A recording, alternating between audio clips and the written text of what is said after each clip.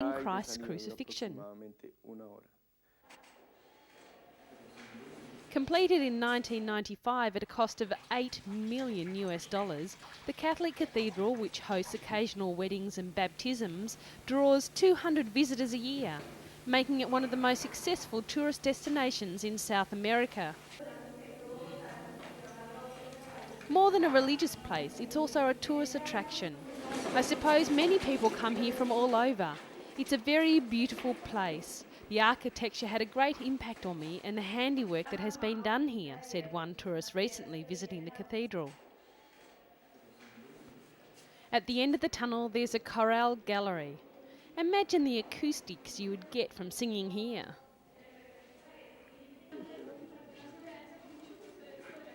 The salt inside the Zipaquirá mountain is white when moist with trickling water, but mostly it's grey-black and feels like typical stone.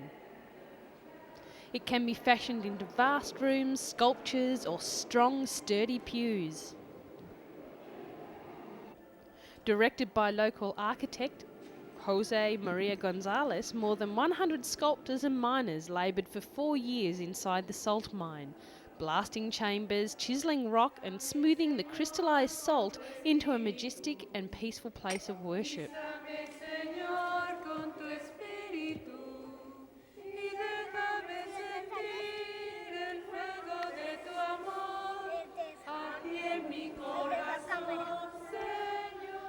David Rincon, a miner who has worked in the deposit for more than 20 years, first extracting salt and now maintaining the church, said the designers created a sense of peace.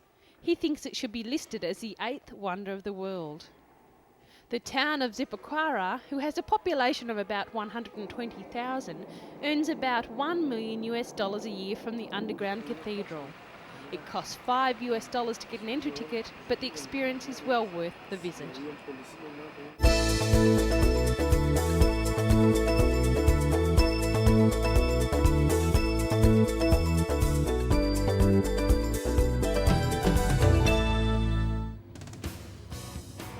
Here at the Moscow Zoo, these giant walruses are about to meet their very first dentist.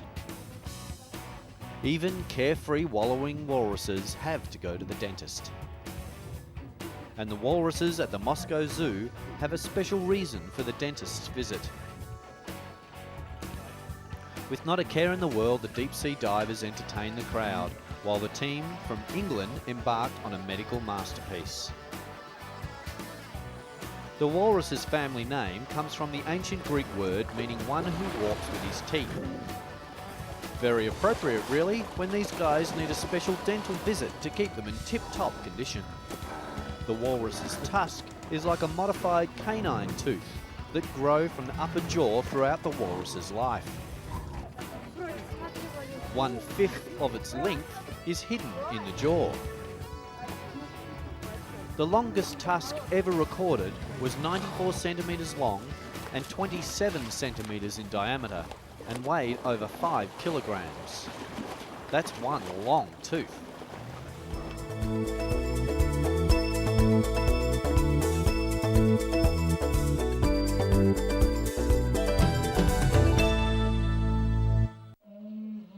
In its natural habitat of the Arctic seas, the walrus uses its tusk to get a grip on the ice when climbing out. In a concrete pool though, the tusks were getting broken. The keepers fear that the walrus's tusks could become seriously infected and may even threaten their lives. The team of British dentists have volunteered their expertise to surgically remove the walrus tusks, a painful operation, but one that could save their lives. It was time for the big operation. It looks as if they're clambering to get in the door. They're either in a great deal of pain or they just don't know what they're in for.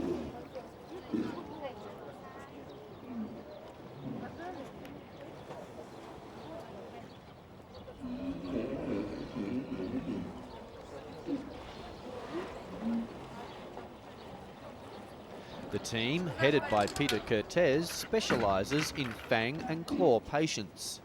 But even this operation is unique for them. They had to study the particulars of the walrus's anatomical structure, invent new instruments, and think up new methods for removing a tusk.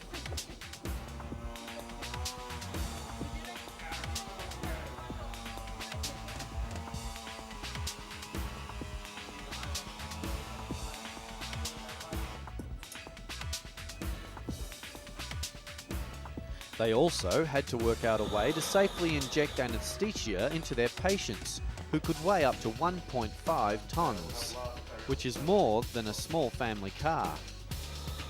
The dental team was unable to keep their first walrus stable under the anaesthetic and decided to treat him at another time. The second walrus, however, was able to take the anaesthetic safely, and the team proceeded with the operation. Zoo spokesperson Tatiana Arsenova said the operation would be difficult at all times of the surgery and that every moment is a risk. Arsenova, however, described the operation as perfect, and she said she was confident that all of her blubbery patients would pull through safely. 10 walruses will go under the dentist's knife during the operations, which are expected to last a week. In the end, though, chewing fish will take on a whole new sensation. Science, working with animals to create a better, painless lifestyle.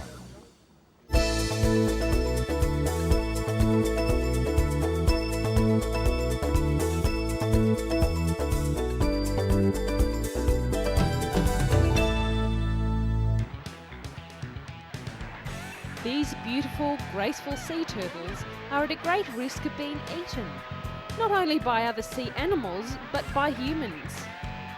So an international coalition of sea turtle conservationists, known as Group 100, has been set up. They say that sea turtles, which are native to the Gulf area, run the risk of extinction due to predatory fishing. The group placed the alert recently because it's traditionally the peak time of year for sea turtles to be eaten in the region. But Group 100 President Homoreus Ardridis said tourism also posed a challenge to the turtles. One of the factors leading to the decline of the sea turtle in Mexico is the increased population on the coast.